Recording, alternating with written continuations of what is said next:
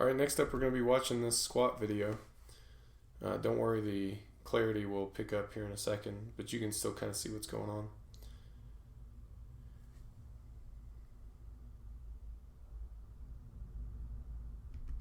So pretty clearly there's some asymmetries going on, and you mentioned in your email that the physio has advised you that you have some firing issues in your right glute, and your TFL is firing before your glute.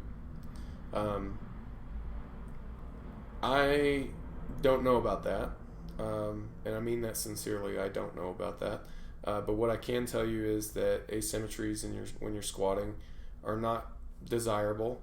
You've got some hip shift that's going on as well, so your hips kind of drift toward our left, your right, when you're doing this set. So if these are things that you want to fix, and clearly they are, then you need to reduce the load to a weight where they don't appear.